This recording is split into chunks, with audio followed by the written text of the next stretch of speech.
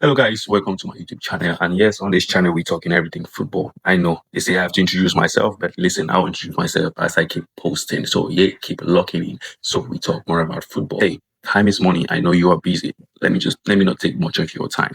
So here are the 10 players I feel are going to have a bad season this year. 10 Premier League players to be precise.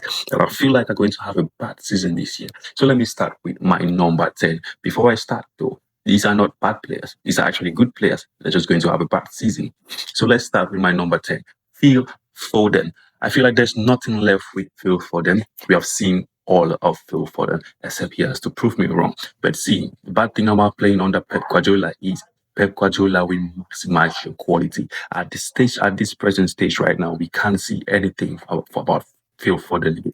I feel like Phil Foden is done.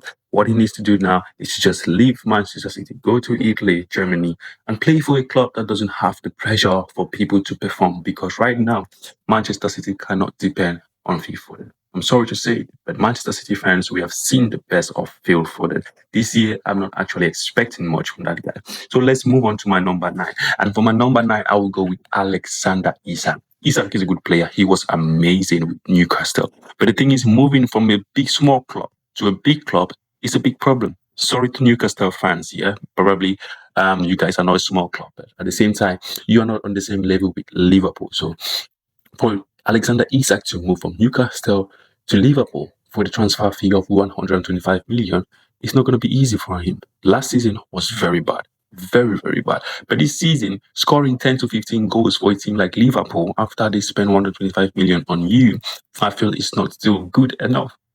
Isak scores 15 goals across all competitions this year. It's not going to be like a great thing for a striker who they bought for 125 million. So for that reason, I feel like his price tag is still going to affect his performance this upcoming season, which will likely make him have a bad season again. Let's go to number 8. Manchester City fans, I know you guys will be angry with me. Number 8, I am going with Erling Haaland.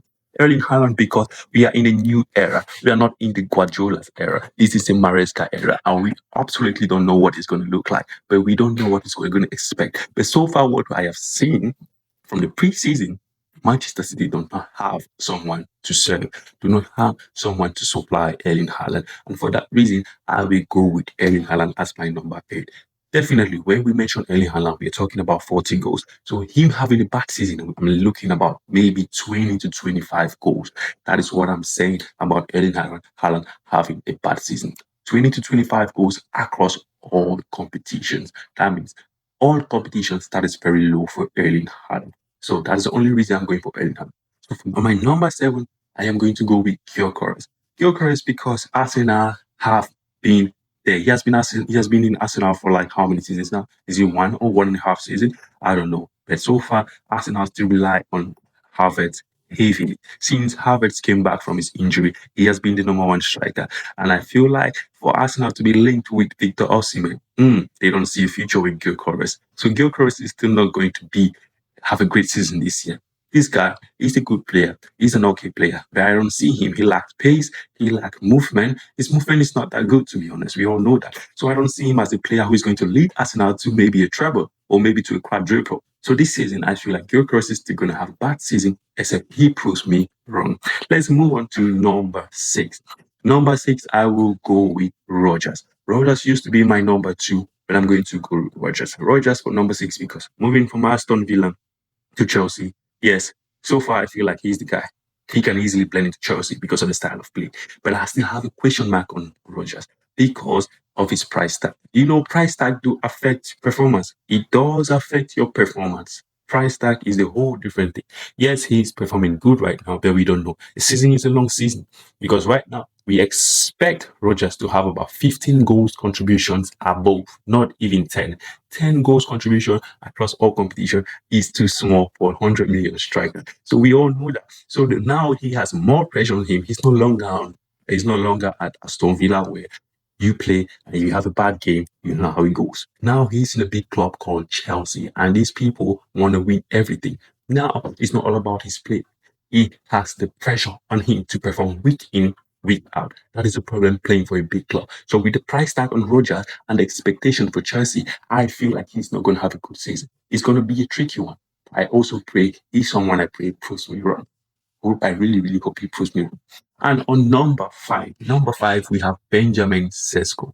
Because Benjamin Sesko is a good player. I always say, like I said, they are all good players.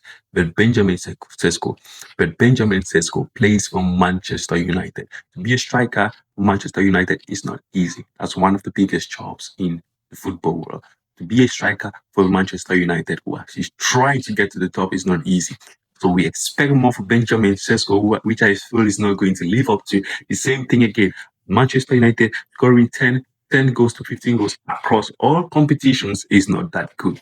It's not great. So I hope Benjamin Sesko performs well this season, but I don't see him doing much. I don't actually see him doing much. Manchester United are still going to lack a striker this coming season, this upcoming season. Manchester United are still going to lack a striker this upcoming season. I feel like they're still going to rely on more and more Ahmad and Cunha this season for goal. So if Benjamin Sesko doesn't step up really well, it's going to be a bad one for him because he no excuses this time. He's had 1 year to relax. He has 1 year to blend into Carrick's system. He has played under Carrick. He knows what Carrick's demands. So I think that is going to be an issue and it's going to affect his performance this season. On number four, I will go with Florian Wirtz. I just feel I've not seen enough from Florian Wirtz for me to say, okay, he's a world-class player. Florian Wirtz is my number four. I feel like he still has enough to prove for the price tag he's been paid. The price tag and his wages, this guy needs to improve. We are looking at something like 18 assists this season. Then I will say, okay, this guy is a world-class player. But for now, I don't see Florian Wirtz giving up to 18 assists this season in the Premier League or probably across all competitions. Florian Wirtz is my number four. I feel he's going to have a bad season. Hopefully, Areola will actually make a system that is best suits him, or make a system that works for him and works for Isak. But you see, for as it stands right now, I don't see them going to do much this upcoming season. Number three. Yes, my number three, I will go with Mateus Cunha. The only reason I'm going with Mateus Cunha because of expectations. Don't get me wrong. I believe people are expecting and they will be expecting more from him this season. He's been there for the longest to understand the system, to understand the club in general, to understand Manchester United. So I feel like Cunha this season is still going to play like he did last season and expect people to say, oh, he's doing good. And Manchester United fans this season will be frustrated because they want to go to the next level. Cunha is a player I feel will not improve. He's still going to perform well. Fans and people, we need more from Cunha. People, we demand more from Cunha. I don't see Cunha giving more because I feel like I have seen the best of Cunha at Wolves. That's it. So I don't know if he's going to give us that Wolves form. That's fine. At Wolves, the form when he was at Wolves, that will be perfect. But as it stands now, I don't see Cunha doing that, playing better or playing really, really well as he did at Wolves. So Cunha will go for my number three because of expectations. You will be expecting more from him this season. And for my number two, only reason I'm going for this player is because of his price tag. For 100 million comes 100 problems. They buy you for 100 million, they're expecting you to perform 100%. Not week in, week out. You have to be that guy. You have to be that. So Tonali, I feel like to an extent, the guy is a chilled midfielder. To an extent, he's always chilled. He doesn't do things much. He's a good player, amazing midfielder. Do I feel like he can put in that 100 million performance for Spurs this upcoming season? No, I don't see Tonali putting in 100 million midfield performance or a midfielder's performance this season. No, I don't see Andre Tonali doing that. So that would be my number two bad season, a player with a bad season this season. And for my number one, yes, City fans, you can come for me. My number one player this season, I feel like is going to have a bad season, except he proves me wrong. This guy is a good player. He had an amazing season last year. He had an amazing season. He was the best. He performed very well at the World Cup. He performed great at the World Cup. He played football. We all enjoyed it, but I feel like he's going to have a bad season this year. And that player is Elliot Anderson. Elliot Anderson, I feel like he's going to have a bad season this year is because of Manchester City, Maresca. We all know how City do play football. Seeing Guardiola, like it's not like they're changing the style of play; they're still playing the same.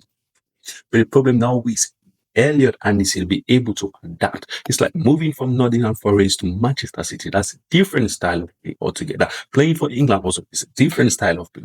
Going into a tiki-taka, half tiki-taka club that plays passing football, you will definitely not have a good just because of the style of play, just because he needs time to adapt, just because Manchester City is a tricky team, just because City needs more, demands more. So the pressure, the style of play, and everything is going to cut up with him. He needs time. I can't remember how many players or midfielders went to Manchester City and performed immediately that same year. From Rodri went to Manchester City and spent about 2 seasons trying to learn the system before he completely gelled in it. So right now, I feel like Elroy Anderson needs time. He's the biggest transfer that I feel needs time to adapt to the club. 170 million is a huge fee for Anderson. I feel like the pressure and everything is going to be too much for him.